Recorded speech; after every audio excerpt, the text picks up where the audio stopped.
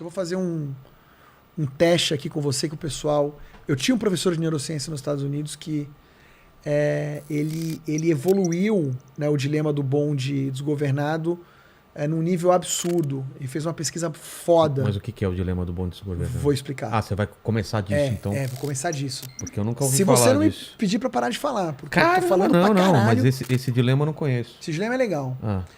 Me lembra muito o bondinho de Atrapalha Santa aqui Teresa. a garrafa, não? Tá.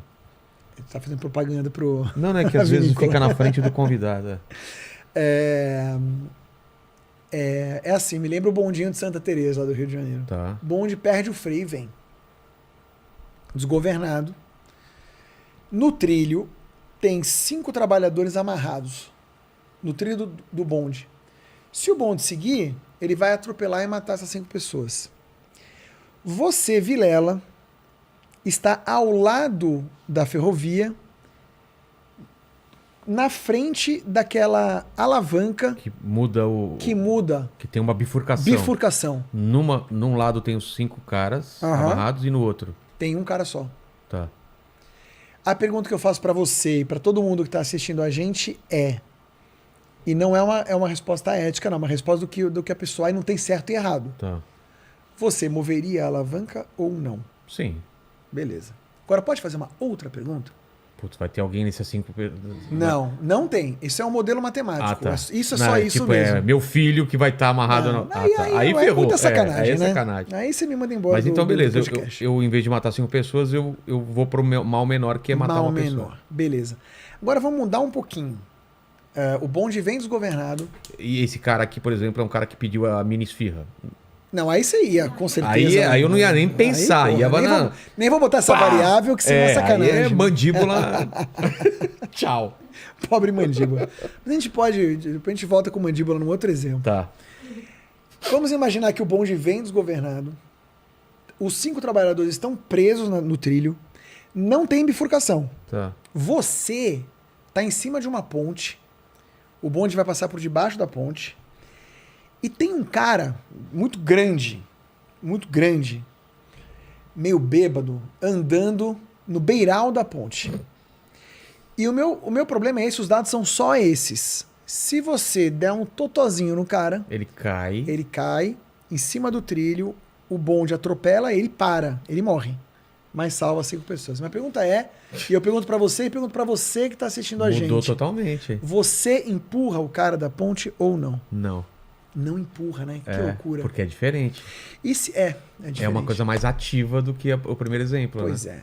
E assim é no mundo todo. Eles fazem essa pesquisa com todas as variáveis de população que você possa imaginar. Sim. Assim é no mundo todo. Menos em um lugar. Onde? Entre os monges budistas do Nepal.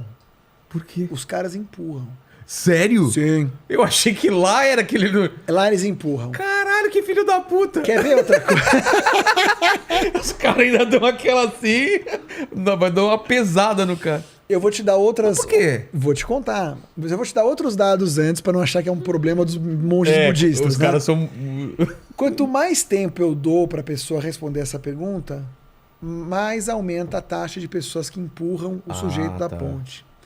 Se eu pedir para você decorar um número e responder, diminui a taxa de gente que empurra da ponte. Enfim, quanto mais espaço para reflexão eu dou, maior a chance da pessoa decidir empurrar o sujeito da ponte. Porque no fim da história, é 5-1 do mesmo jeito. Claro. Só que quando eles fazem a ressonância magnética funcional no cérebro das pessoas para entender o que está acontecendo, eles percebem o seguinte, aqui eu vou falar resumido mesmo, mas é o suficiente. O sistema 1 fala para você não empurrar. O sistema 2, que é o reflexivo, faz a conta. Não, cara, 5 vai salvar 5, vai sacrificar 1. Empurra. O sistema 1, ele apita com mais força no caso da ponte do que no caso da manivela. Por quê? Porque nós somos wired. A gente é programado. Obrigado. A gente é programado para soar um alarme mais intenso quando nós praticamos atos básicos de violência. Bater, empurrar, esmagar. Quando você movimenta uma alavanca, isso não é um ato básico de violência. Com certeza. Não, mas peraí, Eric. O seu sistema 2 sabe exatamente o que vai acontecer. Nos dois casos, é verdade. Só que no segundo caso, eu não estou empurrando ninguém e o sujeito está morrendo como efeito colateral. Eu sei disso, mas meu sistema 1 não se incomoda. Quando eu coloco o sujeito como meio para parar o bonde, e em razão de eu empurrar o cara, isso coloca o ato básico de violência no radar do sistema 1. Porque o sistema 1 ele é impreciso. Porque como ele tem que ser muito rápido, ele não pode analisar todos os dados. Chama-se teoria da miopia modular. O jeito como a nossa cabeça representa os nossos próprios atos. Entendi. Então ela representa no sistema 1 só uma linearidade. Ela não olha efeito colateral. O sistema 2 olha. Mas quem apita o alarme é o 1. Se o alarme for muito forte, o 2 desiste. É por isso. Cara, você acredita que quando você faz essa pesquisa, sei lá, 70, 80% das pessoas movimentam a alavanca. Certo.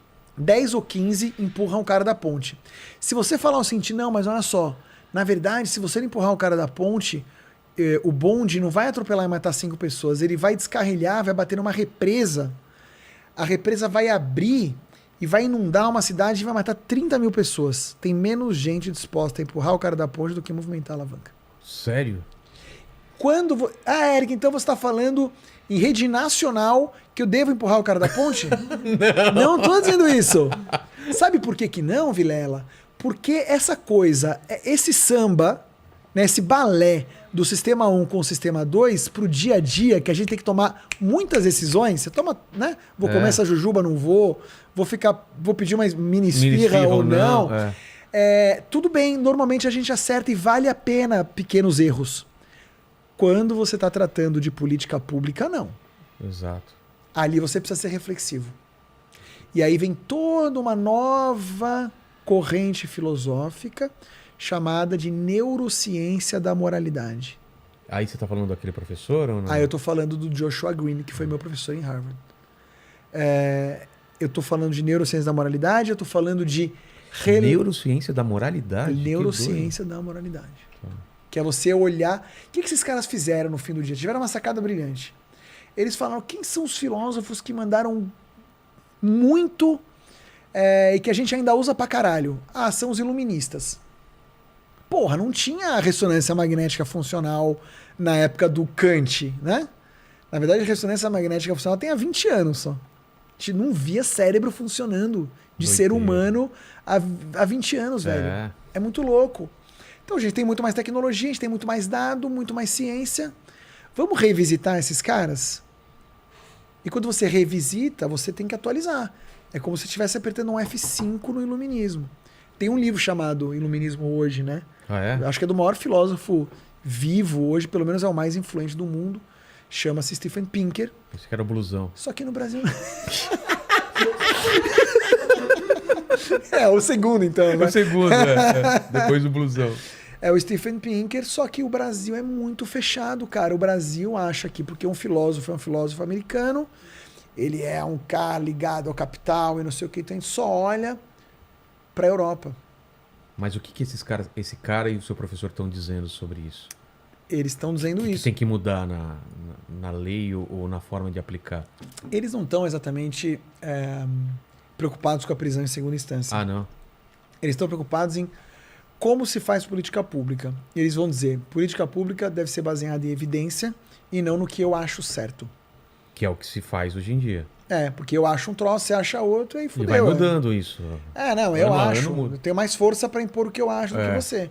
Mas a gente não está olhando os dados, a gente está fazendo bem ou mal para as pessoas. Acho que essa é a discussão, né? Claro que é. E hoje o troço é muito louco, porque hoje tem esses papos, sei lá, o papo dos alimentos geneticamente modificados.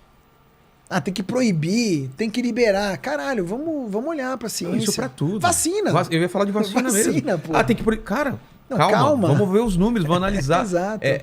Ceticamente, né? Não é um ceticismo pra tudo. Ceticismo pro bem, né? Pra dizer assim, deixa eu olhar. Né? Porque o ceticismo às vezes é visto como uma palavra ruim, mas eu acho que nessas horas você tem que ser cético, né? Como esse lance de analisar o empurro ou não empurro, os monges foram céticos a esse ponto, né? E estavam corretos, se eles estivessem fazendo política pública. Né? Então é muito doido, assim. O cérebro é... A natureza é sábia, né? Então isso funciona muito bem.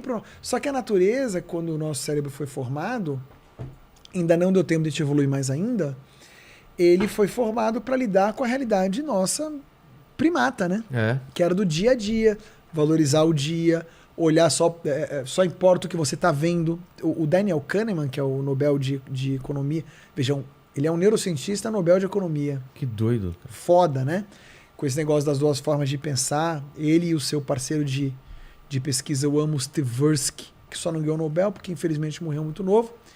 Ele tem uma frase para isso, né, em inglês, que é What you see is all there is.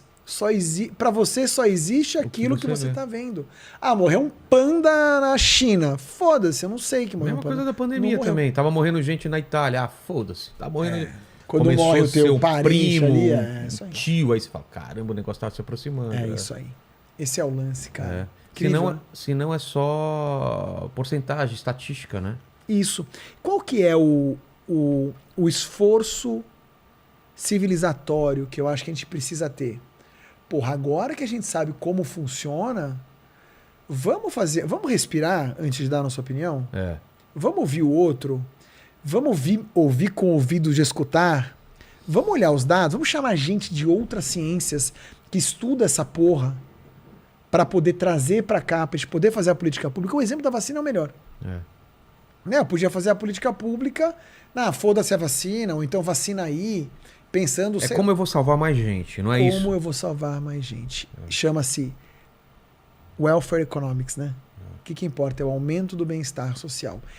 Velho, se o Estado não serve para isso, o Estado não serve pra porra nenhuma. Ele não tá cumprindo o papel dele. Ele não tá cumprindo o papel dele. Porque a gente gasta uma grana, né, pra ele poder funcionar. Sei quantos, o judiciário, inclusive, né? Quantos meses a gente demora para pagar, né? Pois é. Você trabalha 4 para começar a ganhar no quinto, né? Parece que essa é mais ou menos a conta. Acho que é isso mesmo. E isso é ruim ou bom? Depende do que o Estado me proporciona, né?